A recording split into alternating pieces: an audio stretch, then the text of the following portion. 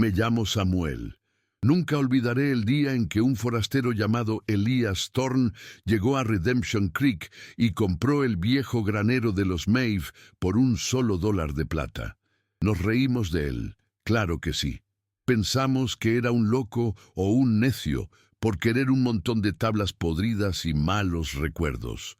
Pero las risas se nos helaron en la garganta un par de semanas después, cuando el sheriff sacó de aquel sótano unas cadenas de hierro tan gruesas como el brazo de un hombre. Aquel día aprendí que a veces el juicio de un pueblo entero no vale ni el metal oxidado de un solo eslabón. ¿Qué habrías hecho en mi lugar?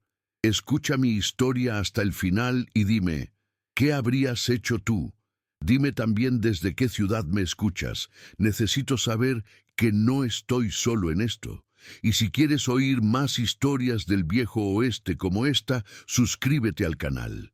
Elias Thorne apareció con el primer viento del otoño de 1885. Un hombre alto y callado que parecía llevar el peso de una guerra en la espalda. No hablaba, si no era necesario, y su mirada tenía esa distancia de quien ha visto demasiado.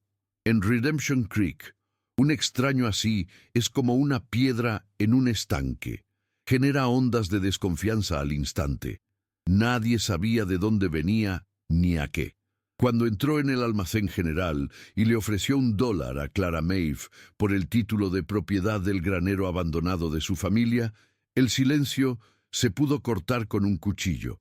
Luego vinieron las sonrisas de medio lado y los codazos. Clara, con la vergüenza pintada en la cara, aceptó el $1 sin levantar la vista del suelo. Para nosotros, él era un iluso, comprando una ruina maldita. Para ella, era solo $1 más para poder poner un plato de comida en la mesa. Pero Elías no veía una ruina. Durante días, lo único que se oyó desde esa colina fue el sonido de su martillo, firme y constante, como el latido de un corazón que se negaba a rendirse. Trabajaba desde el alba hasta que el sol se escondía tras las montañas, solo, sin pedir ayuda a nadie. Reemplazaba las vigas podridas, tapaba los agujeros por donde se colaba el viento y arrancaba las malas hierbas que habían reclamado la tierra. Cuando llegó al sótano, el hedor a humedad y a tiempo estancado era casi sólido. El agua le llegaba a las rodillas, un lodo frío y oscuro que escondía los secretos de la familia Maeve. Fue entonces, al remover el fango con una pala, cuando sus manos tropezaron con algo duro y frío. Tiró, y un eslabón grueso y oxidado emergió del agua sucia, seguido de otro y otro más. La cadena estaba anclada al suelo de piedra con unos pernos de hierro forjado que ningún hombre podría arrancar fácilmente. En un pueblo como Redemption Creek, un secreto es como una brasa en un pajar. No tarda en convertirse en un incendio. Alguien lo vio sacar las cadenas y corrió a contárselo al sheriff. En menos de una hora, la noticia recorría cada porche y cada rincón de la cantina. Las risas que había provocado Elías se transformaron en susurros venenosos. ¿Quién era? Aquel hombre. Un fugitivo. Un desalmado que buscaba un lugar donde esconder sus propios crímenes. Las miradas que antes eran de burla ahora eran de puro miedo. La noticia llegó a oídos de Clara Maeve mientras cosía a la luz de un candil. La vi desde mi ventana. Dejó la aguja a un lado y su rostro, siempre pálido y resignado, se quedó sin una gota de sangre. No era miedo a Elías lo que vi en sus ojos. Era el terror de un fantasma familiar, de un dolor que ella creía haber enterrado junto a su padre en ese mismo lugar. Con un valor que nadie le conocía, Clara se levantó, se puso el chal de su madre sobre los hombros y caminó hacia el granero. El viento de la tarde levantaba el polvo del camino, y cada paso que daba parecía pesarle una tonelada. El pueblo entero la observaba en silencio desde sus ventanas. Cuando llegó a la entrada, el sol del atardecer la recortaba a contraluz, una figura frágil frente a la inmensa boca oscura del edificio. Dentro, Elias Thorne sostenía un farol. La casa, luz anaranjada, Le subía por el rostro, dibujando sombras en sus facciones impasibles, mientras sostenía en la mano un trozo de la cadena que goteaba agua sucia sobre la tierra.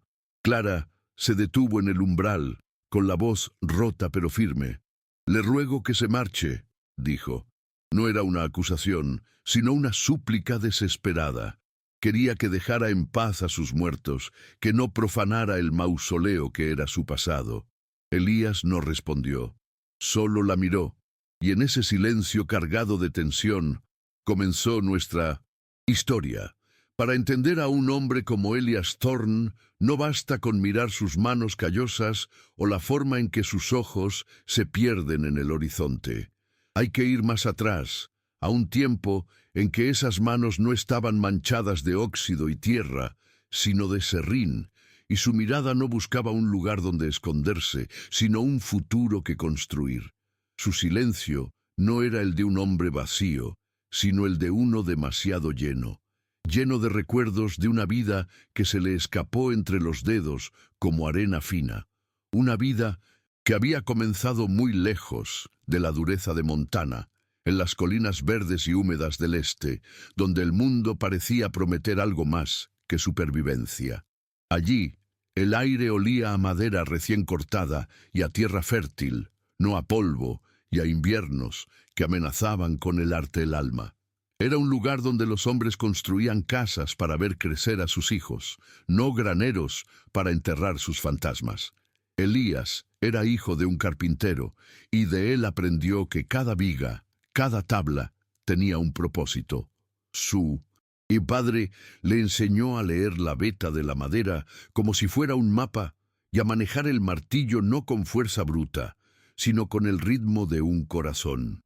Creció entre el aroma del pino y el roble, aprendiendo un oficio que consistía en crear, en dar forma a algo útil y duradero a partir de la materia prima. No había nada en su juventud que presagiara la destrucción que conocería más tarde. Era un muchacho tranquilo, de gestos medidos y sonrisa escasa pero sincera. Su mundo era pequeño y ordenado. El taller de su padre, la iglesia los domingos y los campos que se extendían hasta donde alcanzaba la vista. Un mundo donde el mayor conflicto era una junta mal encajada o una herramienta que se negaba a cumplir su función. Un mundo que pronto se haría añicos contra la dura realidad de la historia. En ese mundo conoció a Sara. No fue un encuentro de película, de esos que se cuentan en los libros. Fue algo mucho más sencillo y real. La vio por primera vez en una feria del condado, con una cinta azul en el pelo y una risa que parecía capaz de ahuyentar cualquier sombra. Elías, que nunca había sido hombre de muchas palabras, simplemente le ofreció una pequeña figura de un pájaro que había tallado en un trozo de madera sobrante. No dijo nada, solo se la entregó. Ella la tomó, y en la forma en que sus dedos rozaron los suyos, en la manera en que sus ojos se encontraron por un instante, se selló una promesa silenciosa. Se casaron en la primavera siguiente, en la pequeña iglesia de madera que el abuelo de Elías había ayudado a construir. Su amor era como su trabajo, sólido, honesto y hecho para durar. Vivían en una pequeña casa que él mismo levantó en un claro del bosque, cerca de un arroyo. Por las mañanas, el sol se filtraba por las ventanas e iluminaba el polvo que flotaba en el aire, mientras el olor a café y a pan recién hecho lo llenaba todo. Elías trabajaba en su taller y Sara cuidaba del jardín y de los animales. Por las noches se sentaban en el porche, escuchando el canto de los grillos, y hablaban de un futuro que parecía tan claro y tangible como la madera que él trabajaba. Hablaban de hijos, de ampliar la casa, de envejecer juntos viendo cambiar las estaciones. Guardaban sus sueños en una pequeña caja de madera que él le había hecho junto a las cartas que se escribían cuando él tenía que ir a un pueblo vecino por trabajo. Eran sueños sencillos, pero eran los suyos, y parecían tan sólidos como los cimientos de su hogar. Pero entonces llegó la guerra, un trueno lejano que poco a poco se fue acercando hasta convertirse en una tormenta que lo arrasó todo. Elías se alistó en el ejército de la Unión, no por afán de gloria ni por odio al enemigo, sino por un sentido del deber que le habían inculcado desde niño. La despedida en la estación de tren fue un desgarro silencioso. No hubo grandes discursos, solo un abrazo tan apretado que parecía querer fusionarlos en un solo ser, y la promesa de volver. Sara le entregó una pequeña Biblia con una flor prensada dentro, y él le juró que la llevaría siempre consigo, junto a su corazón. Mientras el tren se alejaba, vio su figura hacerse cada vez más pequeña en el andén y sintió por primera vez un miedo frío y profundo, un presentimiento de que el mundo que conocía estaba a punto de desaparecer para siempre. Las cartas que se cruzaron durante aquellos años fueron su único ancla a la cordura. Las de ella hablaban de la vida que seguía en casa, de la cosecha, de los vecinos, y en una de ellas, con la letra temblorosa por la emoción, le anunció que iban a tener un hijo. Elías leía esa carta una y otra vez en las trincheras embarradas, entre el estruendo de los cañones y los lamentos de los heridos. La noticia de ese hijo por nacer se convirtió en su única razón para sobrevivir, en la luz que lo guiaba en medio de la oscuridad. Le prometió en sus respuestas que volvería para construirle la cuna más hermosa que nadie hubiera visto jamás, con madera de cerezo, pulida, hasta que brillara como un espejo. Esa cuna se convirtió en el símbolo de todo lo que había dejado atrás y de todo lo que anhelaba recuperar. La guerra lo cambió. Vio a hombres buenos cometer actos terribles y a hombres jóvenes morir por causas que apenas comprendían. El olor a pólvora y a muerte reemplazó al del serrín y la tierra mojada. Sus manos, hechas para construir, aprendieron a destruir. Aprendieron a sostener un fusil, a cavar trincheras, a cerrar los ojos de los muertos.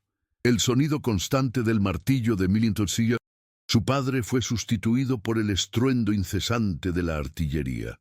Cada día era una lucha por no perder el último resquicio de humanidad que le quedaba, por recordar al hombre que había sido, al carpintero que soñaba con construir una cuna para su hijo. Pero la guerra es una lija gruesa que va desgastando el alma, dejando tras de sí una superficie áspera y llena de astillas. Cuando por fin terminó, Elías emprendió el largo camino de vuelta a casa, con el corazón dividido entre la esperanza y el temor. El país estaba herido, pero él solo pensaba en volver a su claro en el bosque, a los brazos de Sara y al futuro que le esperaba. El viaje fue una tortura de lentitud. Cada milla que lo acercaba a su hogar aumentaba la tensión en su pecho. Se imaginaba la escena una y mil veces, ella esperándolo en el porche, con el vientre abultado, o quizás ya con el bebé en brazos. Se aferraba a esa imagen con la desesperación de un náufrago que se agarra a un trozo de madera. Era la única imagen que le había permitido seguir adelante en los momentos más oscuros, la única que le daba sentido a tanto sufrimiento. Pero la casa que encontró al final del camino no era la que había dejado. Estaba silenciosa y fría. El jardín estaba descuidado y la puerta cerrada. Un vecino, un anciano de rostro compungido, fue quien le dio la noticia. Una fiebre se había llevado a Sara y al niño nonato meses atrás. Se habían ido en silencio, sin que él estuviera allí para sostener su mano, para protegerlos. El mundo de Elías se derrumbó en ese instante. Entró en la casa vacía y el silencio lo golpeó con la fuerza de un cañonazo. Todo estaba como lo recordaba, pero sin vida. En una silla junto a la chimenea, encontró un pequeño tejido a medio hacer, una manta de bebé. La tomó en sus manos y fue entonces cuando el hombre que había sobrevivido a la guerra se rompió por dentro. Se quedó allí durante días, o quizás semanas. El tiempo perdió todo su significado.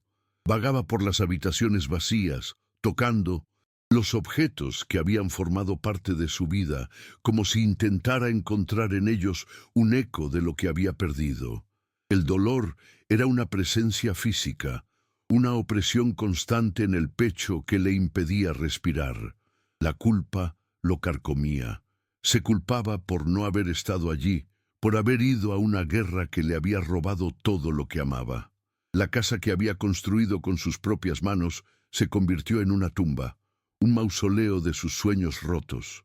No podía soportar el peso de esas paredes, de esos recuerdos. Un día, sin más, recogió lo único que le quedaba de su padre y de su antigua vida, su martillo, y se marchó. Empezó a vagar hacia el oeste sin rumbo fijo, buscando un lugar donde el silencio exterior fuera tan grande que pudiera acallar el ruido que tenía dentro. Trabajó en ferrocarriles, en minas, en ranchos, siempre de paso, sin echar raíces en ningún sitio. No hablaba de su pasado, y nadie se lo preguntaba. Su rostro y su mirada contaban una historia que nadie se atrevía a indagar. Se convirtió en un fantasma, un hombre sin pasado ni futuro, atrapado en un presente perpetuo de trabajo duro y soledad.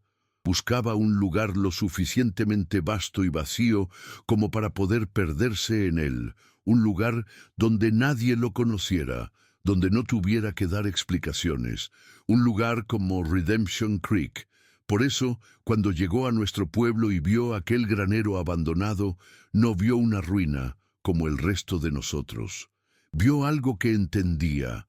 Vio una estructura rota, olvidada, cargada de un dolor antiguo, y sintió una extraña afinidad. Comprarlo por $1 no fue un acto de locura, sino de reconocimiento. Era un lugar tan herido como él.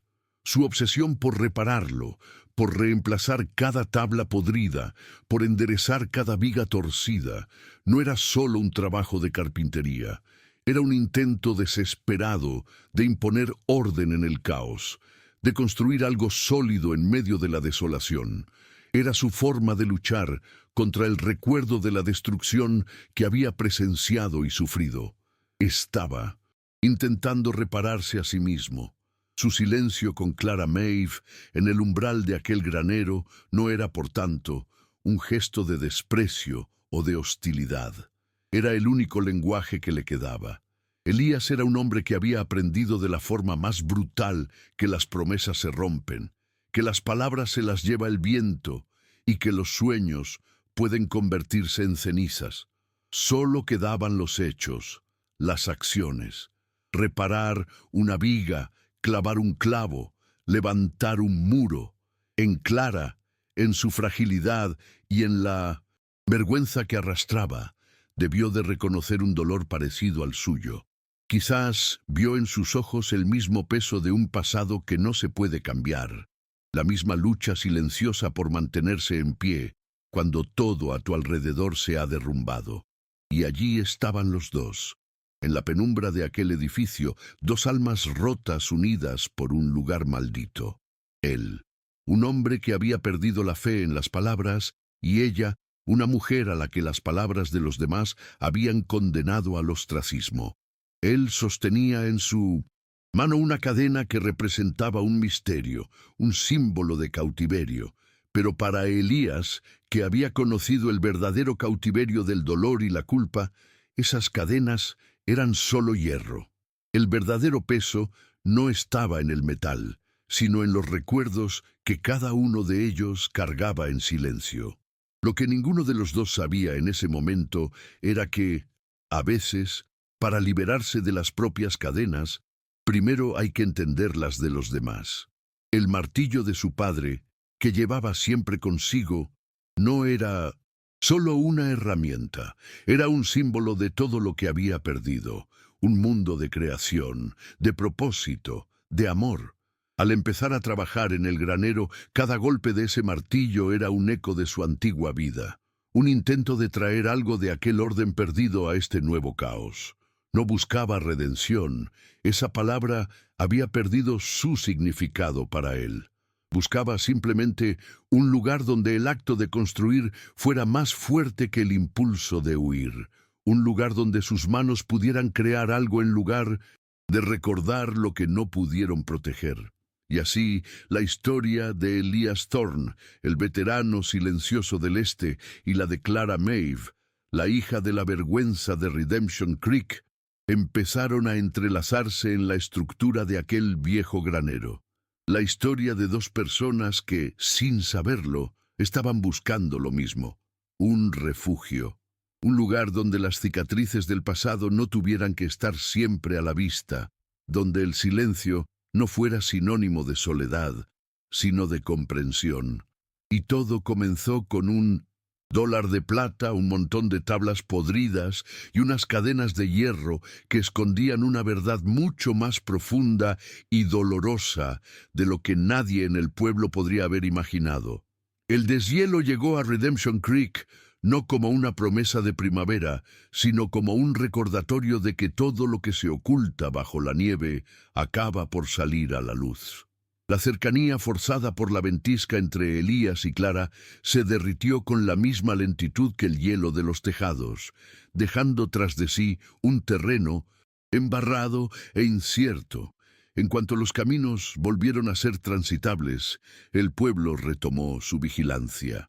Las miradas que seguían a Clara hasta el almacén general eran más afiladas que nunca, y los sermones del predicador sobre la podredumbre moral que anida en los lugares abandonados se volvieron dolorosamente directos. El calor compartido junto al fuego en el granero se convirtió en un recuerdo peligroso, una brasa que ambos sentían la necesidad de apagar por miedo a que provocara un incendio mayor. La normalidad para Clara era una armadura pesada. Volvió a su costura, al ritmo monótono de la aguja entrando y saliendo de la tela, un movimiento que le permitía ordenar sus pensamientos. Pero la paz no llegaba. El silencio en su pequeña casa ya no era el de siempre. Ahora estaba lleno de preguntas sin respuesta sobre el hombre de la colina. Sentía una gratitud que le quemaba en el pecho, pero también un miedo profundo. Cada vez que levantaba la vista hacia la ventana y veía la silueta reparada del granero recortada contra el cielo, sentía una punzada de algo que no se atrevía a nombrar. Era una conexión, sí, pero una que la exponía, que la hacía vulnerable al juicio que llevaba toda su vida intentando esquivar. El pueblo no perdonaría una alianza entre la hija de la vergüenza y el forastero de las cadenas. Elías, por su parte, se refugió de nuevo en el trabajo, como siempre hacía. Los golpes de su martillo se volvieron más furiosos, más insistentes, como si intentara ahogar el eco de las conversaciones silenciosas que había compartido con Clara. Había permitido que alguien se acercara más de lo que había dejado a nadie en años, y esa proximidad lo aterrorizaba. Cada viga que colocaba en su sitio era un ladrillo más en el muro que volvía a levantar alrededor de su corazón. Miraba a veces hacia la casa de los Maeve, una mancha de luz tenue en la distancia del anochecer, y sentía el impulso de cruzar el campo, de buscar la continuación de aquella extraña paz que había encontrado en medio de la tormenta. Pero el fantasma de Sara y de su hijo nonato siempre se interponía, un guardián celoso de su dolor. Una tarde, impulsada por una valentía que no sabía que poseía, Clara decidió que el silencio era una forma de cobardía. Horneó un pastel de manzana, usando las últimas conservas del invierno. El aroma llenó la casa, un olor a hogar y a normalidad que contrastaba con la tensión que se respiraba afuera. Con el pastel aún caliente envuelto en un paño, salió de casa y emprendió el camino hacia el granero. El sol de la tarde le daba en la cara y, por un momento, sintió que estaba haciendo lo correcto. Era un simple gesto de agradecimiento, nada más. Un acto de decencia humana en un lugar que parecía haberla olvidado. Pero a medio camino vio al predicador hablando con dos de los rancheros más influyentes del pueblo.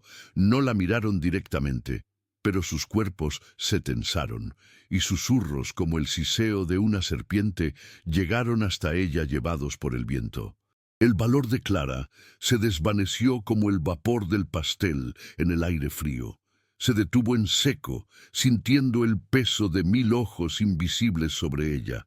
Aquel simple pastel se había transformado en una declaración, en una ofensa a las normas no escritas de Redemption Creek. Podía sentir el juicio formándose en la mente de aquellos hombres. La hija del loco confraternizando con el extraño, dos parias uniéndose contra la gente decente. El miedo, un viejo conocido, le atenazó el estómago. Con el corazón encogido, dio media vuelta y regresó a su casa derrotada. Dejó el pastel sobre la mesa de la cocina, donde se enfrió sin que nadie lo probara. Un monumento a una oportunidad perdida, a un puente que no se atrevió a cruzar. Elías no supo nada de aquel intento fallido, pero él también libraba su propia batalla. Una noche, mientras el fuego crepitaba en la estufa improvisada que había instalado en el granero, encontró un trozo de madera de cerezo entre sus escasas pertenencias. Era una pieza que había guardado sin saber por qué un resto de su vida anterior. Sus manos, casi por instinto, empezaron a darle forma con una navaja.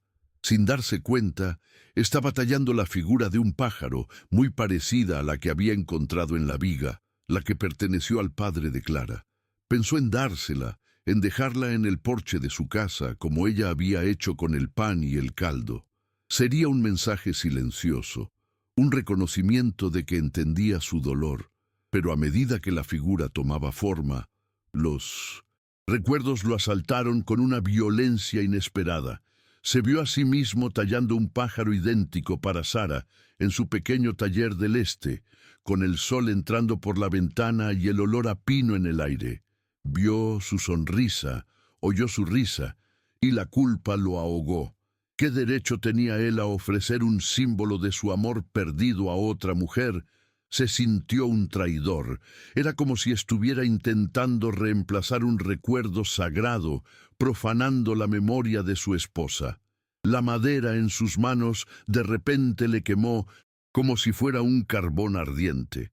El dolor y la rabia contra sí mismo lo superaron. Con un gruñido ahogado, un sonido más animal que humano, arrojó la figura a medio terminar a las llamas de la estufa. Observó, con la mandíbula apretada, cómo la madera se ennegrecía, se retorcía y era consumida por el fuego hasta convertirse en cenizas. Fue un acto de purga, un castigo autoimpuesto por haber osado sentir algo de nuevo. Al hacerlo, también quemó el puente que su corazón había empezado a construir tímidamente hacia Clara. Decidió en ese instante que la soledad era su penitencia y que cualquier intento de escapar de ella era una ofensa a los que había perdido. El silencio entre el granero y la casa de los Maeve se hizo más denso, más frío, cargado de gestos que nunca se completaron. Mientras tanto, las fuerzas externas empezaban a moverse.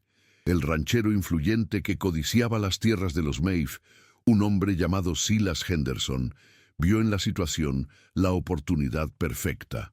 Henderson era un hombre paciente, que sabía que el miedo era una herramienta más eficaz que la violencia directa. En lugar de amenazar a Clara, se presentó un día en su porche con el sombrero en la mano y una sonrisa que no le llegaba a los ojos. Habló del duro invierno que se avecinaba, de la dificultad para una mujer sola de mantener una propiedad, de los rumores que corrían por el pueblo sobre el forastero y el peligro que representaba. Lo disfrazó todo de preocupación paternalista, de consejo de buen vecino.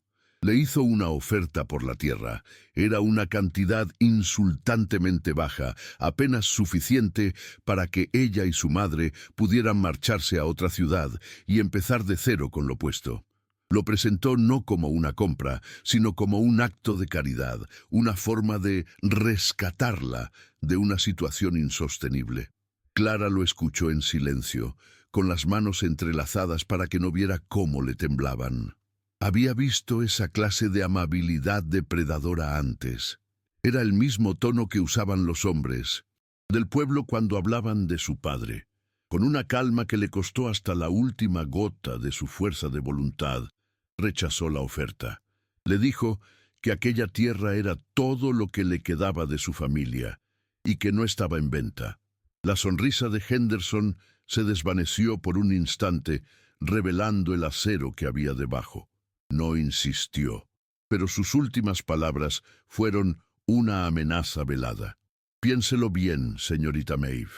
A veces, aferrarse al pasado solo sirve para que nos arrastre con él al fondo del pozo. Cuando se marchó, Clara se sintió más sola y vulnerable que nunca. La presión ya no eran solo susurros y miradas. Ahora tenía un rostro, un nombre y un objetivo claro. Sabía que Henderson no se detendría. Empezaría a usar al pueblo, a avivar el miedo hacia Elías, para acorralarla hasta que no tuviera más remedio que ceder. Unos días después, sus caminos se cruzaron en el almacén general. Fue la primera vez que se veían cara a cara desde la ventisca. El aire se cargó de una electricidad palpable. Los otros clientes guardaron silencio, fingiendo examinar latas de conservas y sacos de harina, pero todos estaban pendientes de ellos. Era la oportunidad perfecta para romper el hielo, para decir algo, cualquier cosa. Un gracias por la viga reparada, un espero que esté bien, pero las palabras se quedaron atascadas en sus gargantas, ahogadas por el peso de la vigilancia pública y sus propios miedos internos. Elías, que había entrado a por un saco de clavos, se limitó a inclinar la cabeza en un gesto casi imperceptible. Clara, que estaba eligiendo un carrete de hilo, desvió la mirada hacia el suelo, sintiendo el rubor subirle por el cuello. Sus ojos se encontraron solo por una fracción de segundo, un instante en el que pudieron ver el reflejo de la misma duda y la misma añoranza en el otro. Pero fue un contacto demasiado breve, demasiado frágil. El miedo a lo que los demás pensarían, a lo que ellos mismos sentían, fue más fuerte. Aquel cruce de miradas evitadas fue más doloroso que cualquier discusión. Él pagó sus clavos y se marchó sin decir una palabra. El sonido de la campanilla de la puerta al cerrarse resonó en el silencio del almacén como un portazo. Clara se quedó allí, inmóvil, sintiendo una punzada de abandono. Para el resto del pueblo, aquella interacción fue la prueba definitiva de que algo oscuro se cosía entre ellos. Su silencio no fue interpretado como timidez o miedo, sino como la complicidad de dos culpables que no tienen nada que decir a la gente honrada. La distancia emocional que había crecido entre ellos se solidificó, convirtiéndose en un muro casi insalvable. La tensión alcanzó un punto crítico una noche, no por una acción, sino por un sonido. Elías estaba trabajando hasta tarde, y el eco rítmico de su martillo llegaba hasta la casa de Clara. Dentro, su madre, Eleonora, que llevaba meses sumida en su habitual estado catatónico, empezó a agitarse en su silla. Sus ojos, normalmente vacíos, se llenaron de un terror repentino. Empezó a susurrar una palabra una y otra vez, una palabra que Clara no entendía del todo. Protege, protege. Era la primera vez que su madre reaccionaba a algo relacionado con el granero, y el miedo ancestral que Clara sentía por aquel lugar se despertó de golpe. Al mismo tiempo, al asomarse a la ventana, Clara vio dos figuras a caballo en el límite de su propiedad. Eran dos de los hombres de Henderson. No hacían nada, solo estaban allí, observando el granero en la oscuridad, sus siluetas recortadas por la luna como buitres esperando su momento. No era una amenaza abierta, sino algo peor, una vigilancia constante, una promesa de que no la dejarían en paz. La soga se estaba apretando, y ella estaba justo en medio. Fue en ese preciso instante cuando todo encajó en la mente de Clara. El silencio ya no era una opción. Esconderse ya no era una estrategia de supervivencia, sino una sentencia. Se dio cuenta de que la amenaza de Henderson, la agitación de su madre y el aislamiento de 1900, Elías, estaban todos conectados por el secreto que guardaban las paredes de aquel granero. Protegerse a sí misma significaba protegerlo a él, y para protegerlo a él, necesitaba entender la verdad que su madre había guardado con tanto celo. El miedo seguía ahí, pero ahora estaba superado por una nueva determinación. Tenía que hacer una elección: o dejaba que el pasado los destruyera a todos, o se enfrentaba a él de una vez por todas, aunque tuviera que caminar directamente hacia el corazón de la oscuridad. La determinación de Clara no nació del coraje, sino de la pura y simple extenuación. Estaba cansada de tener miedo, cansada de vivir de rodillas ante los fantasmas de su propio hogar. Se apartó de la ventana, dejando atrás la visión de las siluetas amenazantes en la noche, y se volvió hacia el interior de la pequeña casa. El aire estaba cargado, denso con los años de silencio y pena no expresada. Su madre, Eleonora, seguía en su mecedora, pero ya no estaba quieta. Sus manos se retorcían en su regazo y sus labios se movían, formando palabras inaudibles. La palabra que había susurrado antes, protege, flotaba en la habitación como una advertencia, una llave a una puerta que Clara siempre había temido abrir. Ahora sabía que no tenía más remedio que girar el pomo y enfrentarse a lo que hubiera al otro lado. Se arrodilló junto a la silla de su madre, tomando sus manos frías entre las suyas. Eran unas manos que una vez habían sido fuertes, capaces de amasar pan y de manejar las riendas de un caballo, pero que ahora eran frágiles como el papel viejo. «Mamá», susurró, con una suavidad que le costó un esfuerzo inmenso. «¿Qué debo proteger? ¿De quién?» Pero los ojos de Eleonora no la veían a ella. Estaban fijos en un punto del pasado, atrapados en un recuerdo que se repetía en un bucle sin fin. Clara sintió una oleada de impotencia, la misma que la había acompañado durante toda su vida. Sin embargo, esta vez había algo diferente en la mirada de su madre. No era la habitual neblina de la ausencia, sino una tormenta. Una memoria luchaba por salir a la superficie, arañando desde las profundidades de su mente rota. Fue entonces cuando un pensamiento, afilado y claro como un trozo de cristal, atravesó la confusión de Clara. El pájaro de madera, el pequeño objeto que Elías había encontrado en la viga del granero, la talla que ella había reconocido al instante como la obra de su padre. Se levantó y fue a su costurero, un pequeño cofre de madera donde guardaba sus hilos y agujas, pero también sus escasos tesoros. Allí estaba, entre carretes de hilo de colores y retales de tela. Lo tomó en sus manos. La madera de cerezo estaba pulida y oscurecida por el tiempo, pero aún se sentía el amor con el que había sido tallada cada pluma, cada curva del ala. Era un fragmento de un hombre que ella apenas recordaba, un hombre anterior a la oscuridad. Volvió junto a su madre y con un cuidado infinito le colocó el pájaro de madera en la palma de la mano. Al principio, los dedos de Eleonora no reaccionaron, pero entonces, lentamente, como si despertaran de un largo sueño, se cerraron sobre la figura. Un temblor recorrió su cuerpo, un espasmo que pareció sacudirla desde el alma. Sus ojos se enfocaron por primera vez en años y miraron directamente a Clara. Una sola lágrima, espesa y lenta, rodó por su mejilla arrugada. El silencio de la habitación se rompió por un sonido ahogado, un sollozo que llevaba décadas atrapado en su garganta. El pájaro no. Era solo un recuerdo. Era la llave que acababa de abrir la cerradura de su prisión interior. «Él los hacía para ti», susurró Eleonora, y su voz, cascada y frágil por el desuso, sonó como el crujido de hojas secas.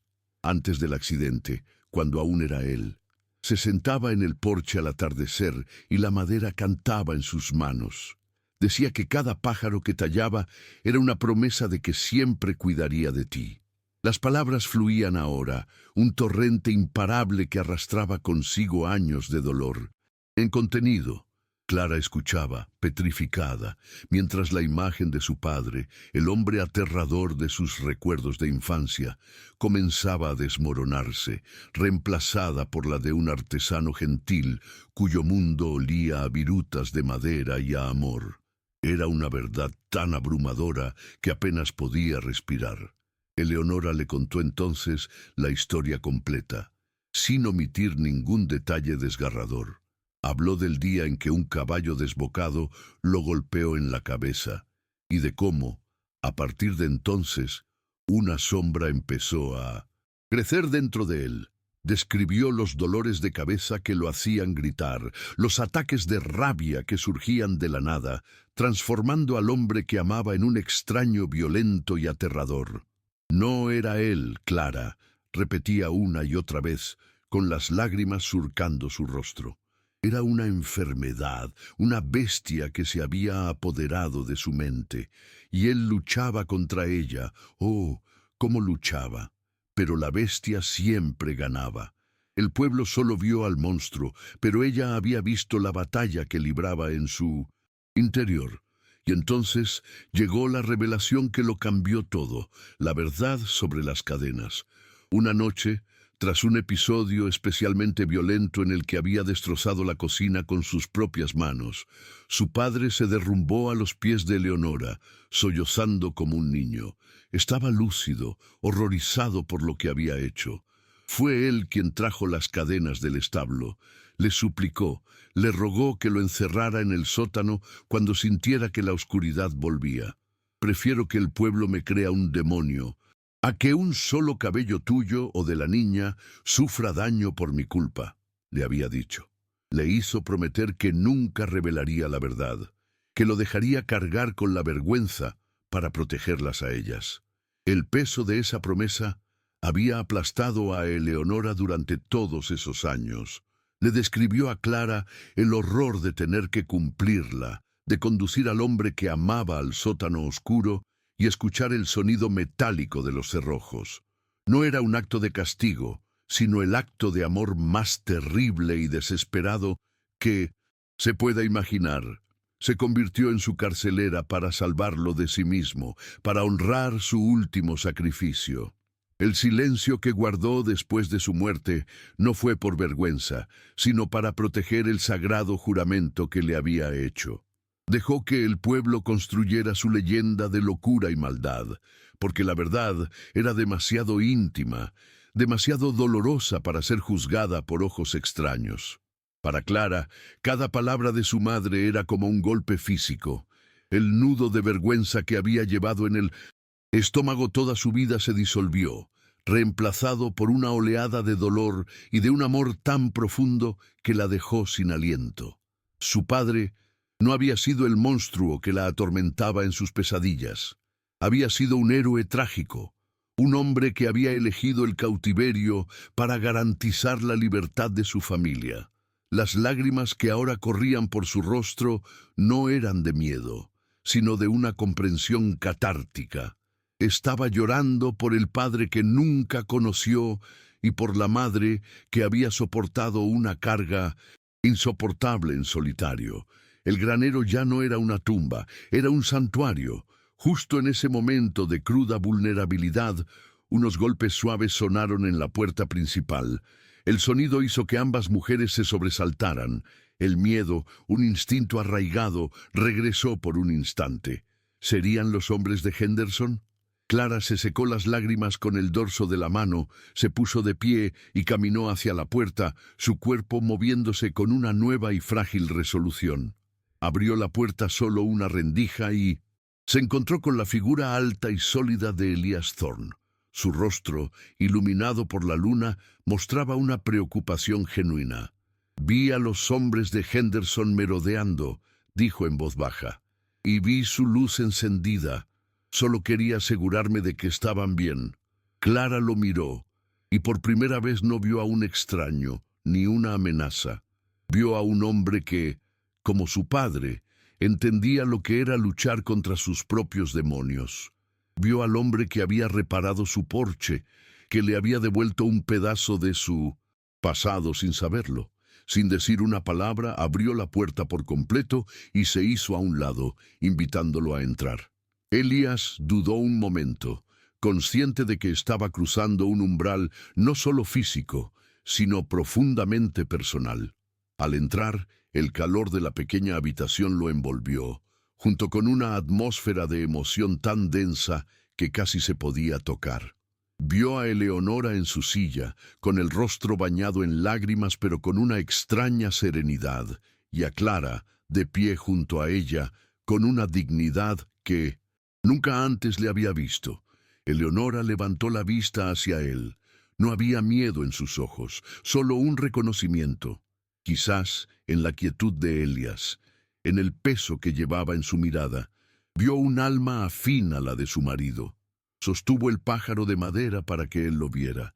Fue su elección, dijo ella, su voz ahora más firme, dirigida tanto a Elías como a su hija. Las cadenas. Fue su manera de protegernos, su último acto de amor. No le contó toda la historia, no era necesario. Esas pocas frases contenían el núcleo de la verdad, una verdad que resonó en el interior de Elías con la fuerza de un martillazo en un yunque. Elías se quedó inmóvil, procesando lo que acababa de oír. El hombre que había sobrevivido a una guerra, que se culpaba cada día por no haber estado allí para proteger a su propia familia de la fiebre, estaba ahora frente al testimonio de un hombre que se había encadenado a sí mismo para salvar a la suya. El sacrificio del padre de Clara no era una historia de terror, sino la forma más extrema de responsabilidad. Sintió un profundo y abrumador respeto. El óxido de las cadenas que había limpiado con sus propias manos adquirió de repente un nuevo significado. No era el rastro de la crueldad, sino la mancha sagrada de un amor paternal desesperado. En ese instante, el muro invisible que separaba a Elías y a Clara se derrumbó por completo. El juicio del pueblo, sus propios miedos, todo se volvió insignificante frente a la magnitud de aquella revelación. Se miraron y, en esa mirada compartida, hubo una comprensión total. Un reconocimiento de que ambos eran supervivientes de tragedias que los habían marcado de formas diferentes, pero complementarias. La vergüenza que había mantenido a Clara prisionera y la culpa que había obligado a Elías a vagar sin rumbo se encontraron en el centro de aquella pequeña habitación, y en lugar de chocar, se fusionaron, creando un vínculo silencioso e inquebrantable. Ya no eran dos extraños unidos por un edificio en ruinas. Clara se irguió y por primera vez en su vida se sintió completa. La verdad no solo la había liberado a ella, sino que había redimido la memoria de su padre. Ya no era la hija del loco de Redemption Creek, era la hija de un hombre que había amado ferozmente, hasta el punto de sacrificar su propio nombre. Esta nueva identidad le dio una fuerza que no sabía que poseía. Su lucha ya no era por la supervivencia, sino por el honor. Sabía que Henderson y sus hombres volverían, que el pueblo no cambiaría de opinión fácilmente, pero ya no les tenía miedo, ahora tenía una verdad que defender. Se acercó a la ventana de nuevo y miró hacia la oscuridad. La colina donde se alzaba el granero ya no parecía un lugar de malos presagios, sino un monumento a un sacrificio silencioso. Elías se situó a su lado, no muy cerca, pero lo suficiente como para que ella sintiera su presencia como un ancla. No hablaron, no hacía falta. La revelación había redefinido no solo el pasado, sino también el futuro, la batalla. Por Redemption Creek no había hecho más que empezar, pero ahora por primera vez Clara no estaba sola. Y ya no luchaba por un trozo de tierra, sino por el alma de su familia. La mañana siguiente trajo consigo algo más que la luz del sol. Trajo a Silas Henderson y a media docena de sus hombres, que se detuvieron al pie de la colina del granero. No llevaban antorchas ni sogas, pero la intención era igual de clara. Era una demostración de fuerza silenciosa, una última advertencia. El pueblo observaba desde la distancia, un jurado anónimo asomado a las ventanas. Elías salió del granero sin armas y se quedó de pie junto al porche que había reparado. Unos segundos después, la puerta de la casa Maeve se abrió y Clara salió para situarse a su lado. No se tocaron, ni siquiera se miraron, pero su proximidad era una declaración más sólida que cualquier muro de piedra. Henderson sonrió, una mueca de superioridad. Señorita Maeve, esta es su última oportunidad de aceptar mi generosa oferta, dijo, su voz resonando en el aire frío de la mañana. No querrá que la locura de su familia la arrastre a usted también. La amenaza era clara. O vendía, o la asociarían para siempre con el extraño y la vergüenza, dejándola completamente sola. Pero la mujer que le respondió no era la misma que se había escondido del mundo durante años. Clara dio un paso al frente, su pequeña figura proyectando una sombra sorprendentemente larga bajo el sol matutino. Su voz no tembló. No era alta, pero tenía el peso de una verdad largamente reprimida. La locura de mi padre, señor Henderson, fue una enfermedad, una herida en la cabeza que le robó la paz, dijo, dirigiéndose no solo a él, sino a todo el pueblo que escuchaba. Y esas cadenas que tanto les asustan no fueron un instrumento de tortura, fueron su elección. Le rogó a mi madre que lo encerrara para protegernos de un mal que no podía controlar. Fue su último acto de amor, no de locura. El silencio que siguió a sus palabras fue absoluto, tan profundo que se podía oír el crujido de la madera del granero. No había pedido compasión, solo había presentado los hechos, desnudando el alma de su familia ante ellos, y en ese acto de vulnerabilidad total encontró una fuerza inquebrantable. Henderson intentó reírse, desestimar sus palabras como el desvarío de una mujer desesperada, pero la risa se le murió en la garganta. La certeza de la turba se había resquebrajado. En sus rostros ya no había ira, sino una incómoda confusión. Fue en ese momento de vacilación cuando Elías se movió. No hacia Henderson, no hacia un arma. Caminó con calma hasta el lugar donde había dejado las viejas cadenas, ahora limpias de lodo y óxido. Las levantó del suelo, el sonido metálico de los eslabones fue el único que rompió el silencio. Con las cadenas sobre el hombro, pasó entre los hombres de Henderson, que se apartaron instintivamente, y se dirigió a la pequeña fragua portátil que había instalado para reparar sus herramientas. Nadie entendía lo que estaba haciendo, pero nadie se atrevió a detenerlo. Su propósito era tan intenso que parecía generar un campo de fuerza a su alrededor. El fuelle de la fragua cobró vida con un suspiro profundo, avivando las brasas hasta que brillaron con un rojo anaranjado. Elías introdujo un trozo de la cadena en el corazón del fuego. El metal, que había sido testigo de tanto dolor, empezó a ablandarse, a rendirse al calor purificador.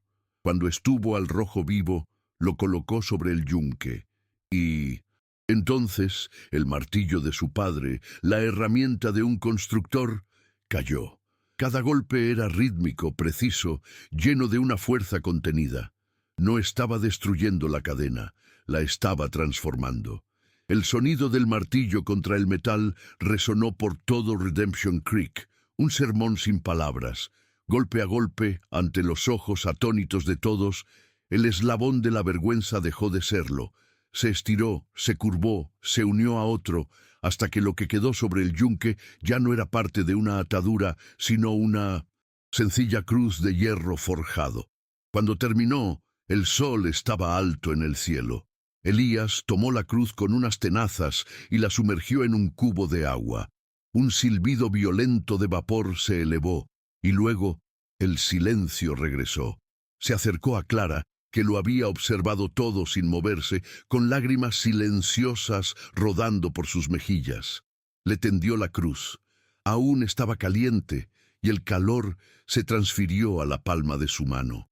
Era pesada, sólida, real, un símbolo de sacrificio redimido.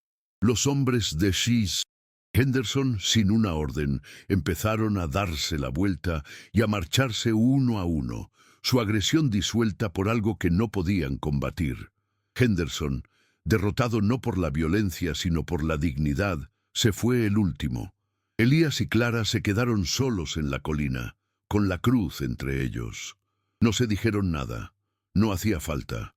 En el silencio compartido, en el peso de aquel hierro transformado, se selló una promesa. La vida no sería fácil, pero habían encontrado tierra firme, y por primera vez, un futuro parecía posible.